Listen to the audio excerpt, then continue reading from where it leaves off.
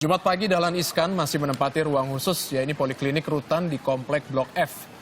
Mantan Dirut PT Pancawira Usaha ini harus berada di ruang steril karena ia sempat menjalani transplantasi hati pada tahun 2007. Namun pihak Rutan mengakui tidak ada perlakuan khusus untuk Dahlan Iskan. Hingga Jumat siang belum ada anggota keluarganya yang datang untuk menjenguknya.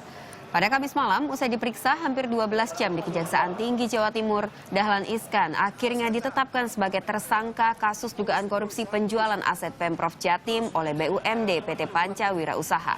Dahlan Iskan yang sempat menjabat sebagai Direktur Utama di PT PWU dari tahun 2000 hingga 2010 dianggap terbukti bertanggung jawab atas dugaan korupsi pelepasan 2 buah aset Pemprov Jawa Timur di Kabupaten Kediri dan Tulung Agung senilai 17 dan 8 miliar rupiah. Selain Dahlan Iskan, dalam kasus ini juga ditetapkan satu tersangka lainnya, yakni Wisnuwardana yang merupakan mantan manajer pemasaran PT PWU yang disinyalir melepaskan 33 aset milik BUMD Pemprov Jatim.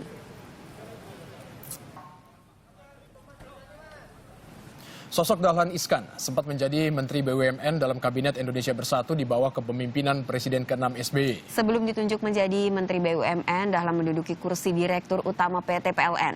Ia dinilai berprestasi karena meningkatkan kesejahteraan rakyat di bidang kelistrikan. Pria kelahiran 17 Agustus 1951 ini pernah menjabat sebagai Menteri BUMN selama 3 tahun di periode 2011 hingga 2014. Saat itu ia menggantikan Mustafa Abu Bakar yang sakit. Selama menjadi menteri, ia pernah memberhentikan beberapa pegawai yang kinerjanya kurang baik. Sebelum tersandung kasus dugaan korupsi penjualan aset PT Pancawira Usaha, mantan Menteri BUMN ini pernah tersangkut kasus mobil listrik. Proyek pengadaan 16 mobil listrik diduga merugikan negara senilai 32 miliar rupiah di 3 BUMN.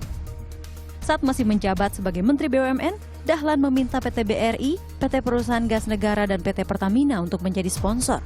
Proyek rampung, 16 mobil listrik tersebut justru tak dapat digunakan. Di tahun 2014, Dahlan Iskan sempat mengikuti seleksi calon presiden yang digelar Partai Demokrat.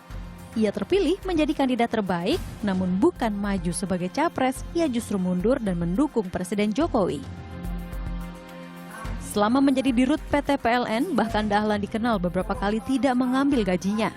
Begitupun saat ia memimpin perusahaan daerah, Dahlan tidak mengambil gaji dan tidak menggunakan fasilitasnya. Atas prestasinya membenahi kelistrikan Indonesia, tahun 2011 Dahlan pernah mendapat penghargaan sebagai Marketer of the Year Indonesia.